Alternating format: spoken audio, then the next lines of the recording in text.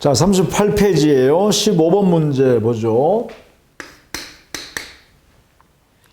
착오에 관한 다음 설명 중 가장 타당한 것은 했죠. 이 착오에 대한 의사표시는 중요 부분에 착오가 있고 중대한 과실이 없어야 되죠. 중과실은 없어야 되고 중요 부분에 착오가 있어야 되죠. 이 두 가지 요건을 갖추면 표의자는 취소할 수 있다. 이렇게 되죠. 취소할 수 있다. 이게 민법 109조에 있고 이 109조는 임의 규정이라고 해석하죠. 임의 규정이다. 이렇게 해석합니다. 자, 1번. 착오로 의사표시를 한 자는 중요 부분의 착오라는 것만 입증하면 취소할 수 있다. 자, 이 어려운 말이죠. 중요 부분에 관한 착오가 있다는 것을 이거는 표의자가 입증 책임을 지죠. 표의자가. 이 표의자는 다른 말로 하면 취소권을 행사하는 취소권자죠. 이 사람은 무효주장자죠. 이에 반해서 여기에 중대한 과실에 관한 입증 책임, 이것은요 상대방의 입증 책임이죠. 상대방이 입증해야 됩니다. 입증을. 이 상대방은 취소를 부정하는 사람이니까 유효를 주장하는 사람이 되겠죠. 자, 1번 옳은 지문입니다. 1번. 자, 2번 판례는 동기의 착오일지라도 그것이 중요 부분이면 취소할 수 있다고 한다가 아니라 이 동기의 착오에 관해서는 꼭 알아두셔야 된다 했습니다. 동기의 착오. 이것은요 원칙은 취소 못하죠. 이 동기의 착오를 이루 취소를 인정하는 예외가 되려 그러면 이것은 이 착오가 있는 동기가 외부에 표시되었거나 아니면 상대방의 유발로 인하여 동기의 착오가 일어났거나 상대방이 제공함으로 인하여 동기의 착오가 일어났을 때 이런 경우에 한해서만 민법 109조를 적용해서 취소할 수 있다. 이런 거죠. 자, 이게 이제 109조잖아요. 그죠? 자, 동기의 착오는 예외적으로 취소가 가능해요. 적용해요. 이렇게. 표시됐거나 유발 제공된 경우에 한해서만 이렇게 정의해 줍니다. 2번. 3번. 현실매매의 경우에 사람의 동일성에 관한 착오는 중요 부분이 아니죠. 자, 현실매매란 것은 매매를 체결하는 그 장소에서 매매계약 체결과 동시에 매매계약 내용대로 급부이행을 서로 간에 완성해버리는 겁니다. 예컨대 우리가 일반적으로 사회에서 거래하는 간단한 거래들 있죠. 예컨대 우리 일용품을 구입한다든가 또 우리가 간단하게 의복을 구한다든가 이렇게 거래 과정이 일반적으로 사회에서 그 장소에서 거래 계약을 완료해버리는 거예요. 이행까지 다 마무리하는 것을 현실매매라 그래요. 이 현실매매에서는 파는 사람이 누구이고 즉 매도인은 누구이고 매수인이 누구인가를 중요하지 않죠. 그 내용에 급부이행의 합의가 이루어지고 그 내용대로 실현해버리면 그 목적을 달성해버리는 것이기 때문에 여기서는 당사자의 사람의 이 동일성에 관한 착오는 중요 부분이 될 수가 없습니다. 따라서 이것은 사람을 즉 매도인이 내가 갑인 줄 알고 내가 샀는데 알고 보니까 을이네 이런 경우에 당사자가 동일하지 않으니까 취소하겠다. 이게 안 된다는 거예요. 중요 부분이 아니니까. 자, 그다음 4번. 판례는 토지의 경계나 그 면적에 관한 착오는 중요 부분의 착오로 본다 했는데 면적이나 수량에 관한 착오 이것은 중요 부분이 아니다라고 합니다. 시세에 관한 시가에 관한 착오도 역시 마찬가지죠. 면적이나 수량이나 시가나 지적이나 이런 것에 대한 착오는 중요 부분이 아니라 그럽니다. 5번 착오를 이유로 의사표시를 취소한 자가 손해배상 책임을 지는 경우는 없다. 자, 여기에 5번의 질문은 학설의 경우는요. 학설의 경우는 과실 있는 착오자는 손해배상 책임을 인정할 수 있다. 이렇게 해석하고 있어요. 과실 있는, 이 과실은 경과실을 말합니다. 다만 우리 판례는 그렇지 않죠. 판례는 과실 있는 착오는 손해배상 책임을 지지 않는다. 이렇게 부정해요. 자, 이렇게 5번의 경우에는 거기에 문제 자체에서요. 판례여야 한다 말이 없으니까 5번은 손해배상 책임을 지는 경우는 없다 이렇게 하면 안 되죠. 예외적으로 학설에 따르면 인정되는 경우도 있다 이래야 되니까요. 만약에 그런데 그 15번 문제에 판례여야 한다라고 해버리면 그때는 어떻게 해요? 이렇게 해야죠. 손해배상 책임을 표의자는 지지 않는다. 경과하시는 표의자요. 이렇게 해야겠죠. 자, 이 부분을 조심해서 알아둡니다. 5번. 우리는 착오에 관한 의사표시에 관해서는요. 기본적으로 이걸 꼭 알아두셔야 돼요. 중요 부분에 어떤 것이 중요 부분인지, 그 다음에 중대한 과실이 없어야 되는데 중대한 과실이 있는지 없는지 판단하는 거예요. 꼭 알아두셔야 됩니다.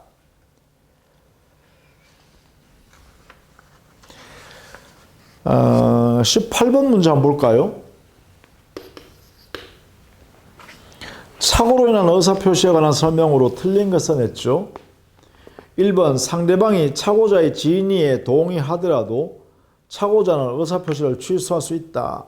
자, 이게 상대방이 말이죠. 착오자의 진위에 동의해버리면 진위가 일치해버리죠. 그래서 진위가 서로 일치하면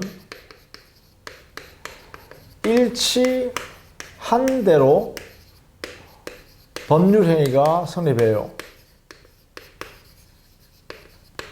따라서 여기는 서로 간에 착오 문제가 발생하지 않는다. 이렇게 해야 돼요. 진위가 서로 일치할 때는. 서로 일치하는 건 서로 알고 하는 거죠. 알고 하는 때는 착오 문제가 발생할 여지가 없다. 마치 오표시 무효의 원칙을 적용한 것과 똑같습니다. 따라서 1번 틀렸죠. 답입니다. 자, 2번 법률에 관한 착오는 중요 부분이라고 그래요. 법률의 착오. 우리 법에요. 명문으로 규정이 있는데도 불구하고 자기 사안은 자기가 상대방과 거래하는 이 사안에 대해서는 우리 법에 어떠한 규정도 제한하는 규정이 없다. 이렇게 인식하는 거 있죠. 법률 규정이 있음에도 불구하고 자기는 그런 규정이 없는 걸로 믿고 거래했다. 그것을 우리는 법률의 착오를 하는데 이것은 중요 부분에 해당된다. 이렇게 된다는 것이죠. 3번 농지의 상당 부분의 하천임을 사전에 알았더라면 농지 매매 계약을 체결하지 않았을 것이 명백한 경우. 자, 농지인 줄 몰랐다. 농지인 줄 알았는데 알고 보면 농지가 아니라 하천부지더라. 그래서 농작물을 농사를 지을 수 없다 이 말이지. 그런 경우에 이 농지로 믿은 것 요거는 뭐예요? 중요분의 착오라는 거예요. 우리 판례가 있습니다. 알아두셔야겠죠. 4번 당사자 합의한 매매 목적물의 지번에 관하여 착오가 일으켜 계약서상 목적물의 지번을 잘못 표시한 경우 이건 뭐예요? 오표시 무효의 원칙에 따라서 서로 착오에 의한 취소를 주장할 수 없죠. 착오 문제가 발생하지 않는다 이렇게 했죠. 이 자연적 해석의 결과로 하겠습니다.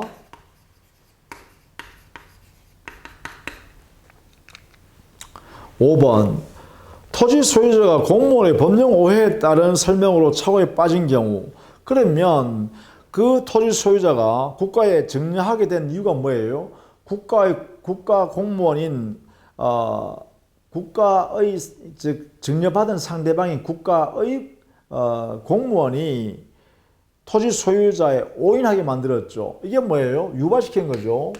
상대방의 유발로 인하여 동기의 착오가 발생했고, 이 착오의 근거에서 증여의 의사표시했잖아요. 그죠? 의사표시했다. 이래 되면 어떻게 되죠? 유발로 인하여 동기의 착오를 했으니까 이것은 뭐예요? 표의자는, 이 의사표시한 표의자는 취소할 수 있다. 이렇게 되겠죠? 5번. 자, 그렇게 정리해 두시면 좋겠습니다. 자, 19번에 거기는 3번 보시면, 2번 보시죠. 표의자가 착오로 이루 의사표시를 취소한 경우 취소된 의사표시로 인해 손해를 입은 상대방은 불법행위로 인한 손해배상을 청구할 수 있다 하면 틀려요. 판례는 손해배상 청구를 할 수 없다겠죠. 이겁니다. 판례는 경과실로 착오가 있는 자는 손해배상 청구를 상대방 행사할 수 없어요. 이 상대방 행사하는 거죠.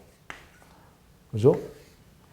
상대방이 이 착오자한테, 경과실인 착오자한테 손해배상 책임을 물을 수 있느냐? 다른 말하면 이 상대방이 손해배상 청구를 착오자한테 행사할 수 있는가? 판례는 안 된다 그래요. 그래서 2번, 19번에 거기에 2번 손해배상, 즉 취소당한 상대방이죠.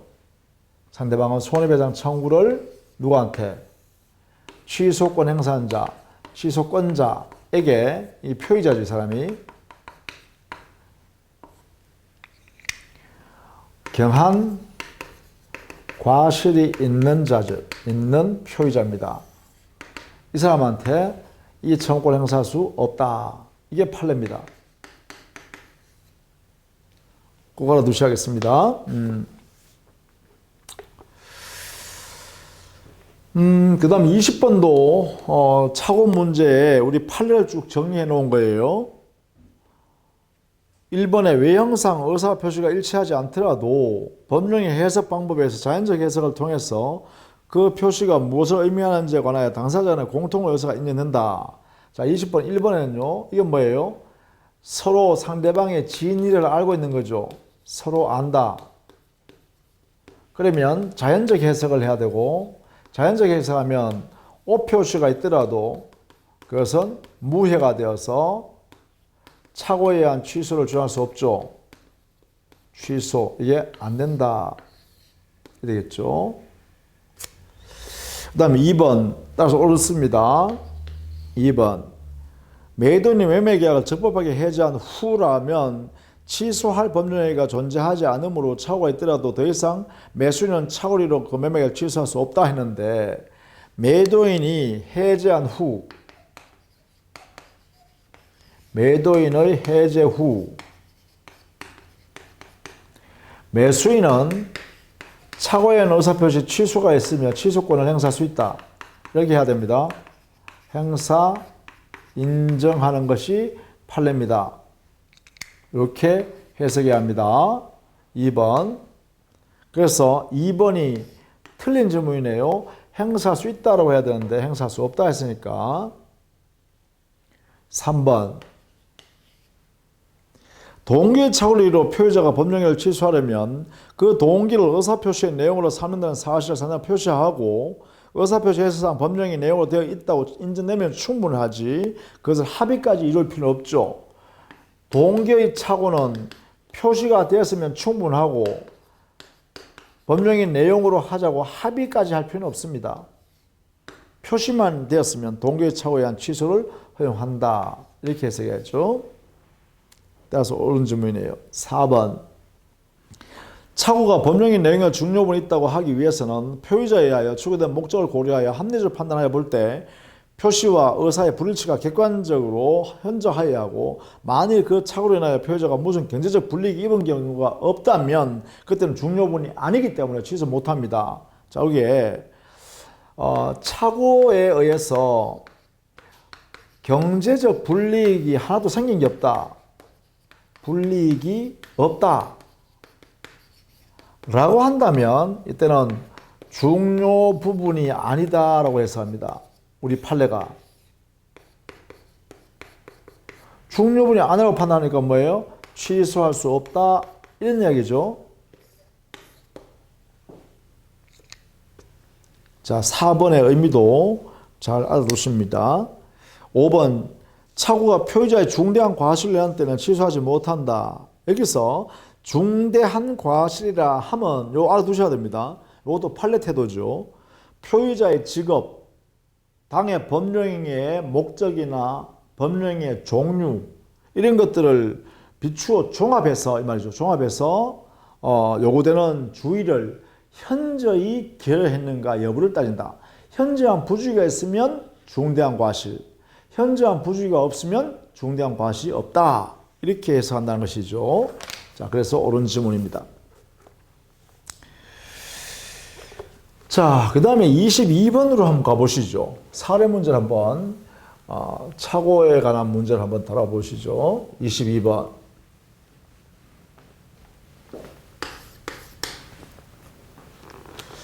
갑은 을의 A 토지 주변에 개발 계획이 있다는 소문을 전해 듣고 집가 상승을 기대하여 만평을 10억에 매입하기로 계약을 체결하였다. 그러나 그 소문이 헛소문이었을 뿐만 아니라 청량 결과 500평이 부족하는 것을 알게 되었다. 다음 설명 중 가장 옳은 것은 판례해야 한다. 이랬죠. 자, 을 소유 A 토지가 있는데 갑이 여기에 주변에 호재가 있으니까 곧 상승하겠다라고 믿고 이 만평인데요. 만평을 10억에 이렇게 사기로 매매 계약을 체결했어요. 자, 이게 뭐예요? 집가 상승 이것을 기대했죠. 이게 호재를 믿고 말이죠. 이게 호재가 있다 이렇게 믿고 말이지. 그런데 이 호재가 뭐예요? 이게 헛소문이었죠. 그러면 이 사람 뭐예요? 집값 상승 기대했던 이 동기가 뭐예요? 착오에 있었죠, 그죠? 이게 착오에 있었네요. 자, 이런 경우에 자 봅시다. 그리고 청량 결과 이 매매계약 청량 결과 500평이 나중에 보니까 부족하네요, 그죠? 면적이 부족하네요. 자, 이런 경우 갑의 착오는 동기의 착오에 불과하므로 자, 이 착오는 동기의 착오죠. 여기는 맞습니다. 동기의 착오. 자, 헛소문. 이 개발 호재에 관한 그런 내용들이 있잖아요. 그걸 믿고 집가가 올라갈 거다라고 기재한 것은 이건 헛소문이었으니까 동기에 착오가 있는 거죠. 자, 동기의 착오는 표시가 되거나 아니면 상대방이 유발시켰거나 또는 제공했을 때 상대방이 그죠? 이랬을 때 취소할 수 있죠. 즉 취소할 수 있다는 말은 민법 109조가 여기에 착오 문제로 다룬다 이 말이죠. 그런데 어떠한 경우에도 취소할 수 없다는 거 아니죠. 표시되거나 유발적 예컨대 을이 헛소문을 이렇게 빨리 팔려고 갑을 속이려고 이렇게 헛소문을 퍼뜨렸다. 그러면 상대방의 유발에 의해서 이루어진 것이니까 그때는 취소할 수 있겠죠. 표시하지 않았더라도 그죠? 그러니까 1번은 잘못됐다. 2번 갑은 부동산 가격에 대한 착오를 한 것이므로 이를 이유로 취소할 수 있다 했는데 시가에 관한 착오, 시세에 관한 착오 이것은 중요 부분이 아니라는 것이 판례죠. 틀렸다. 3번 500평이 부족하므로 갑은 이에 대한 착오로 계약을 취소할 수 있다. 자, 이게 수량에 관한 착오 이건 중요 부분이 아니죠. 중요 부분이 아니다. 그러면 취소 못하겠죠. 4번 갑이 개발 계획 때문에 사는 것이라는 사실을 을이 알 수 있었다면 그러면 뭐예요? 상대방이 알 수 있었다면 갑은 개발 계획이 없으면 계약을 취소하겠다는 내용을 표시하지 않더라도 동기의 착오를 이유로 계약을 취소할 수 있다 라고 했는데요. 자, 여기에는 보세요. 표시되었거나 상대방 유발 제공이 있어야 되죠. 그래야 동기의 착오에서 취소의 문제가 발생할 수 있죠. 그러니까 틀렸죠. 자, 5번. 만약 을이 갑을 속여서 팔 목적으로 허위 소문을 낸 경우라. 이게 뭐예요? 그러면 동기의 착오를 유발시킨 거죠. 이게 을이라는 상대방이 갑의 착오를 유발시킨 거죠. 이걸 통해서. 그렇다면 이때는 민법 109조를 적용해서 착오에 의한 취소를 인정해야겠죠. 따라서 5번이 되겠네요. 5번이 옳은 질문이다. 이렇게 되겠네요. 자, 22번이 어떤 의미인지를 여러분이 좀 봐두시기 바랍니다.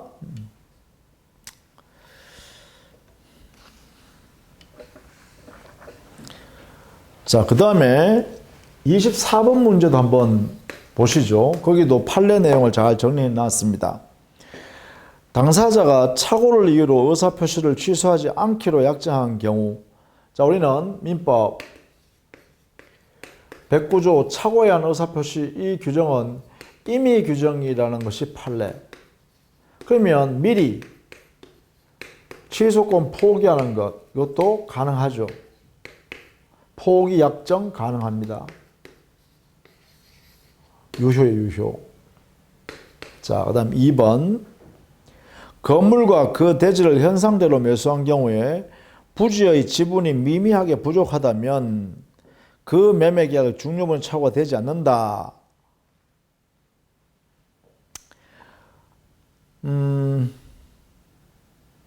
가능하죠. 맞네요, 그죠? 뭐냐 하면 부지의 지분, 그러니까 그러면 뭐예요? 지적, 면적의 부족이죠. 이것은 중요 부분이 아니죠. 부족은 이거는 중요 부분에 해당되지 않습니다. 그러면 취소 못하겠죠. 자, 3번 부동산 거래 계약서에 서명 날이라는 경우에 부동산 계약서상에 서명 날이라는 경우에는 표시한 착오에 해당된다. 이 표시한 착오가 뭐예요? 외부에 자기 의사와 다른 내용으로 표시하는 것을 말하죠. 이걸 표시상의 착오라고 그러죠. 좋다. 자, 4번 한번 보시죠. 상대방이 표의자의 착오를 알고 이용한 경우에도 의사표시에 중대한 과실이 있는 표의자는 착오에 의한 의사표시를 취소할 수 없다 했는데, 자, 여기에 만약에 표의자가 중요 부분에 착오가 있었고 이게 중대한 과실이 있었어요. 존재하면 이때는 원칙적으로 표의자는 취소를 못하죠. 취소 못한다 이렇게 해야 되죠. 자, 그런데 우리 민법에는 판례가 있어요. 자, 표의자의 중대한 과실로 중요 부분의 착오도 다 있어요. 이렇게요. 그런데도 불구하고 이 표의자한테 취소할 수 있는 취소권이 허용되는 경우가 있어요. 인정되는 경우가. 어떤 경우나 하면 이 표의자의 의사 표시를 받은 상대방이 있겠죠. 거래 상대방. 이 거래 상대방이 표의자의 중과실로 중요분의 착오가 있다는 사실, 그 사실을 이 사람이 이용하여 거래한 경우, 상대방이 이 내용을 이용한 경우, 이런 경우에는 이 상대방을 보호할 필요가 없다는 거예요. 이 사람을 보호의 필요성이 없다. 그래서 어떻게 하냐 하면 오히려 표의자를 보호할 필요가 있다 해서 표의자는 중대한 과실이 있음에도 불구하고 취소를 허용한다 이 말이에요. 자, 상대방이 표의자, 착오에 빠진 표의자를 이용해서 이러한 거래를 했을 때 이때는 오히려 중대한 과실이 있는 표의자라도 취소할 수 있다. 이렇게 해야 됩니다. 따라서 4번이 틀린 질문이에요. 5번. 상대방에서 유발된 동기의 착오는 표시될 필요 없죠. 그렇죠. 여기에 표시되거나 또는 상대방의 유발 제공이 있으면 이러니까 표시 없이 상대방이 유발 제공한 경우에도 취소할 수 있습니다. 109조 적용되어서. 자, 그렇게 정리하시면 되겠죠. 자, 그 다음에 사기 강박에 넣어서 표시인데 거기에 26번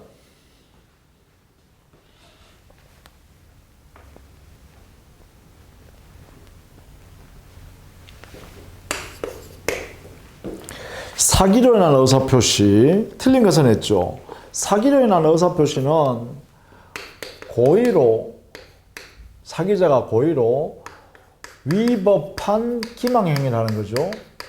기망행위를 해서 상대방이 착오에 의하여 의사를 표시하게 되면 제대로 인식하지 못하고 표시하게 되면 이게 이제 이 표의자, 의사표시한 표의자는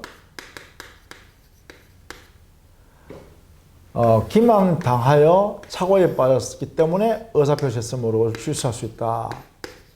이렇게 되는 거죠. 이들 사이는 인과관계가 있는 거죠. 위협한 기망행위 때문에 착오에 빠져서 의사표시했다. 이 원인과 결과관계인 거죠. 이게 주관적으로 인과관계가 있으면 되죠. 요 표의자 입장에서 인과관계가 있으면 된다라는 면에서 주관적 인과관계가 있다. 이렇게 되겠죠. 이 요건을 갖추면 돼요. 자, 1번.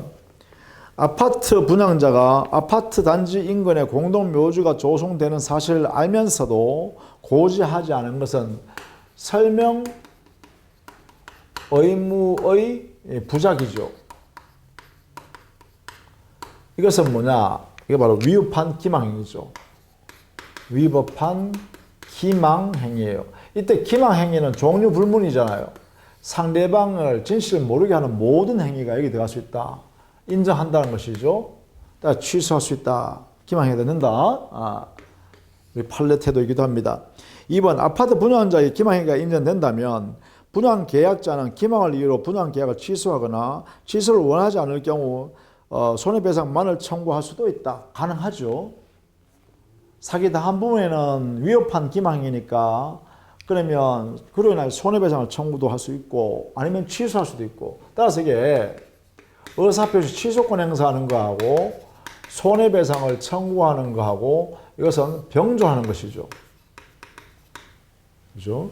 취소하고 나서 손해배상 청구할 수 있고 취소와 동시에 손해배상할 수도 있고 손해배상하고 난 뒤에 취소권 행사하는 것도 있다. 이렇게 해서 알겠죠. 자, 3번.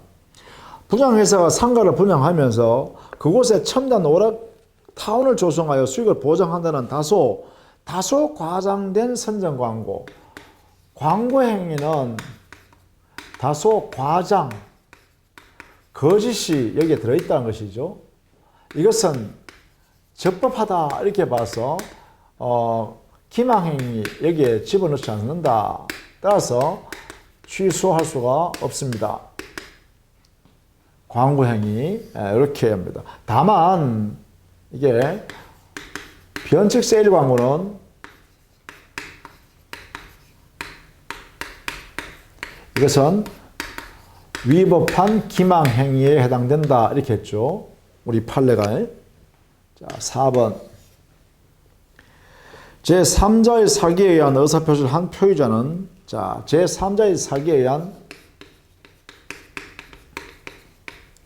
자, 이것을 이유로 표의자가 상대방에 대해서 의사표시한 것을 취소할 때 이때는 반드시 이 상대방에게 일정한 사유가 있어야 합니다. 이 상대방이 알았거나 알 수 있었을 때 한해서만 취소권이 인정됩니다. 이걸 꼭 알아둬야 되죠.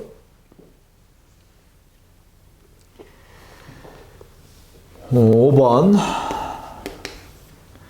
대리인의 기망행위. 그러면 대리인이라는 사람은 제3자가 아니라 본인과 동일시할 수 있죠. 동일시할 수 있다. 그러면 대리인의 사기 행위는 본인의 사기 행위가 되겠죠. 이렇게 본인의 사기 행위 일치되겠죠. 그러면 이 상대방은 곧바로 의사표시를 스스로 취소해도 되겠다. 이래 되겠죠. 여기는 본인이 알았냐 몰랐냐 따질 필요 없죠. 대리인이 사기친 것은, 즉 대리인이 대리행위 당시에 상대방을 속였다면 상대방은 본인이 알았냐 몰랐냐 따질 필요 없이 곧바로 취소해버리면 되죠. 예, 제한이 없습니다. 그렇죠. 그래서 5번 잘 봐두시기 바랍니다. 이런 내용으로 정리를 해 두시면 되겠죠.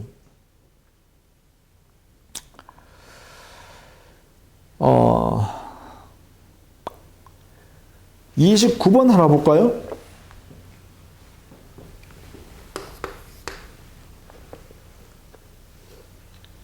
29번 사이강박에는 의사표시, 하자에는 의사표시가 틀린 것은 이렇게 보시면 되겠죠. 1번 사기나 강박에는 소송행위는 원칙적으로 취소할 수 없다. 자, 우리는 소송행위는 소송법상 행위니까 이거는 공법에 적용을 받습니다. 공법에는 여기는 민법이 적용되지 않는다. 적용되지 않습니다. 따라서 민법 107조부터 110조까지 전부 다 적용되지 않는다. 이렇게 해야 됩니다. 따라서 취소 이런 것은 소송법에서 봐라 이 말이죠. 2번 대리인의 기망행위로 계약을 체결하면 그러면 상대방은 뭐예요? 본인이 알았든 몰랐든 관계없이 취소할 수 있다 그래야죠. 즉 본인이 선이든 관계없죠. 악이든. 그래서 이거는 우리는 이렇게 했어요. 금방 여기서 대리인의 사기는 본인의 사기 행위다 이랬어요. 대리인이 사기를 쳤다 상대방을. 그러면 본인이 함께 사기친 것 같다 이렇게. 그러니까 상대방은 언제든지 취소할 수 있는 거예요. 본인이 알았든 몰랐든 관계없죠. 2번 대리인 사기는 곧 본인이 사기친 것과 같다 이렇게. 따라서 상대방은 그냥 거래행위, 이 매매계약이 있으면 이 매매계약을 취소하면 되겠죠. 이때 본인이 선이든 악이든 이것은 불문입니다. 취소할 때. 따라서 29번에는 선이면 계약을 취소할 수 없다 했으니까 선은 불문하고 취소할 수 있다 해야 되죠. 선이든 악이든 불문하고 취소할 수 있다. 틀렸네요. 3번 강박으로 의사결정의 자유가 완전히 박탈. 자, 의사결정의 자유가 박탈돼 버리면 이때는 민법 103조에서 무효가 되죠. 무효. 자, 4번 교환계약의 당사자 일방이 자기 소유 목적물 시가를 묵비하는 것. 4번 시가, 시세. 이것은요 중요 부분이 아니기 때문에 109조에 의한 취소를 인정할 수 없습니다. 취소 허용되지 않는다. 중요 부분이 아니기 때문에 이렇게 해야겠죠. 5번 제3자의 사기로 계약을 체결한 경우 피해자는 그 계약을 취소하지 않고 제3자에게 불법행위를 물을 수 있다. 이건 뭐랬어요? 취소권과 손해배상 청구권은 불법행위의 손해배상 청구권입니다. 이것은 병존한다. 이랬습니다. 병존. 따라서 손해배상 청구할 때 반드시 취소권을 동시에 해야 된다든가 사전에 해야 된다는 게 아니란 거예요. 손해배상 청구권은 별개다. 이렇게 되겠죠. 자, 그래서 옳은 질문이다. 이렇게 정리하시면 되겠습니다.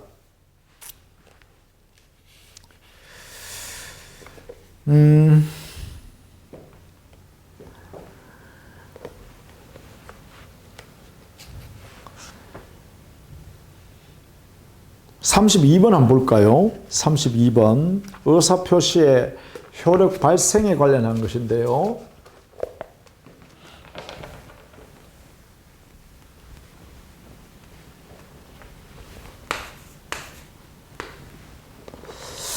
의사표시에 관한 설명으로 옳지 않은 것은 1번 지인이 없는 혼인은 무효입니다.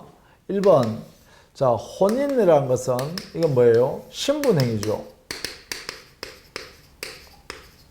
신분행위에서는 의사주의가 적용돼요. 당사자 진정한 진의가 가장 중요한 핵심이라는 거죠. 이 진의가 없으면 그 행위는 무효가 돼요. 무효. 따라서 진의 없는 혼인이라는 것은 무효입니다. 무효. 따라서 1번 옳다. 의사주의 적는다. 신분행위는.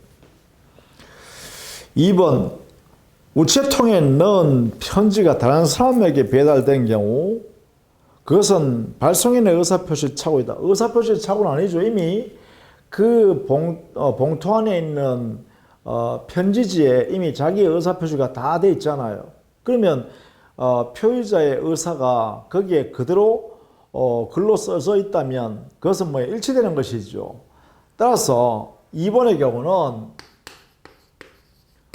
부도달의 문제일 뿐입니다. 부도달의 문제이다.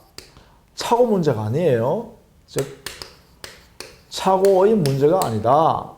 이렇게 해석해야 됩니다. 따라서 2번이 틀린 질문이네요. 3번 갑이 을에게 말을 듣지 않으면 살려주지 않겠다는 강박행위에 하여 소목시계를 주기로 한 계약은 취소할 수 있다. 이것은 바로 강박의 의사표시니까 주기로 한 약정은 110조에 의해서 취소할 수 있죠. 민법 110조. 자, 4번 공시송달에 의한 의사표시 효력 발생 시기는 개시한 날로부터 2주를 경과한 때이다. 일반적으로 그렇죠. 국내에서 할 때요. 국내에서는 개시한 날로부터 2주가 지나면 도달의 효력이 발생합니다. 이렇게. 다만 외국에서 할 때는 공시송달 그때는 2개월 후죠. 여기는 2주, 2개월 이렇게 하고 있습니다. 5번에 볼까요?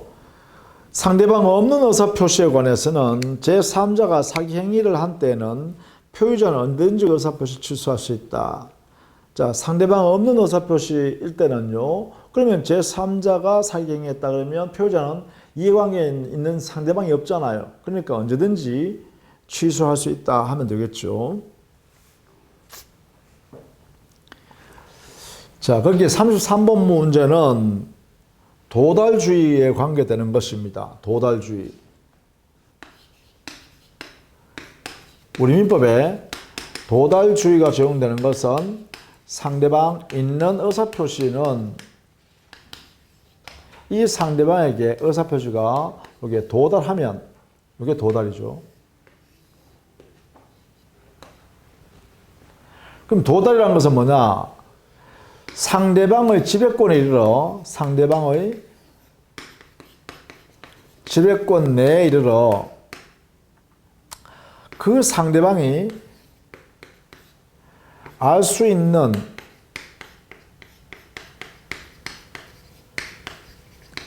객관적 상태에 이르르면 도달이라고 해석합니다. 자, 도달주의 원칙에 대한 예외. 도달주의 예외는 뭐예요? 발신주의예요.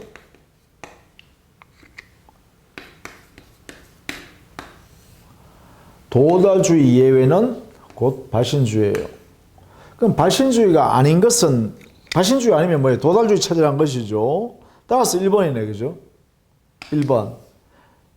이 1번은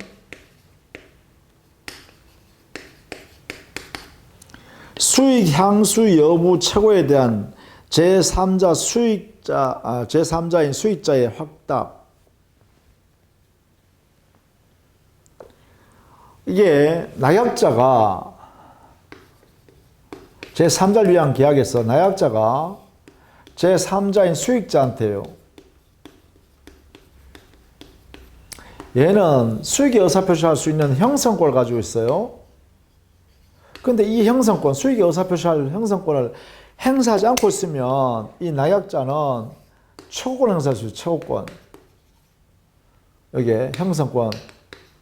수익 의사표시할 수 있는 지위예요.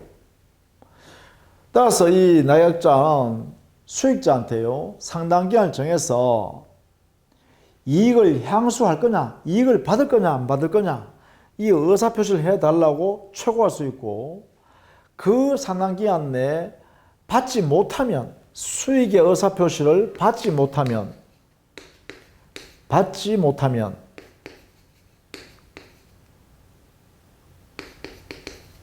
이 수익을 거절한 것으로 본다리 돼 있어요. 그럼 받지 못한다는 건 뭐예요? 도달주의죠. 그렇죠? 수익 의사표시 여기에 도달하지 않았으면 되는 뜻이죠. 따라서 도달주의를 적용한 예입니다. 1번. 나머지는 예외적으로 발신주의니까 2, 3, 4, 5번은 여러분이 꼭 암기해 두셔야 합니다. 그렇게 해주시면 좋겠죠. 자, 그 다음에 37번 한번 보죠. 마지막 문제 한번 봅시다.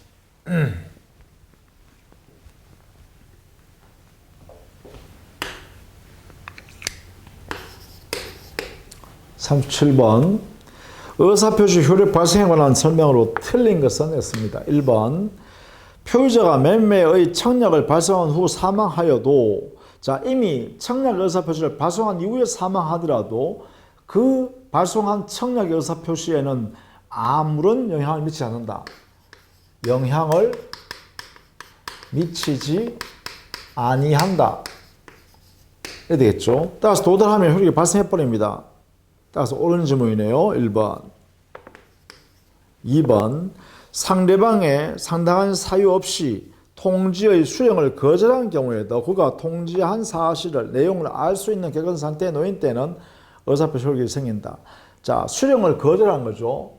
그러니까 정당한 이유 없이, 상당한 이유도 없이 자기한테 온 그 편지를 수령 거부한 상대방. 이 사람은 이 상대방이 알 수 있는 상태에 딱 놓여서 자, 받으세요 할 때부터 뭐예요? 도달로 인정할 수 있고, 그때부터 효력이 발생한다라고 해야겠죠. 따라서 옳은 질문이다. 3번. 의사표시가 기재된 내용 증명 우편이 발송되고 달리 반송되었다는 특별한 사정이 없는 난 그 의사표시는 도달된 것으로 본다. 그래요. 내용 증명 우편물하고 등기 우편의 경우 이렇게 해석합니다. 이것은 반송되었다는 사실, 이게 없으면 도달로 인정한다라는 것이에요. 이게 판례예요. 4번. 표의자가 그 통지를 발송한 후 제한 능력자가 되었다 하더라도 발송한 의사표시에는 아무런 영향을 미치지 않습니다. 그래서 우리가 표의자가 자신의 의사표시를 만들어 가지고 상대방한테 발송했습니다. 의사표시를 발송한 후에 이 표의자가 사망하거나 또는 제한 능력자가 이렇게 되었다 하더라도, 사망하거나 제한 능력자가 되었다 하더라도 발송한 의사표시 있죠.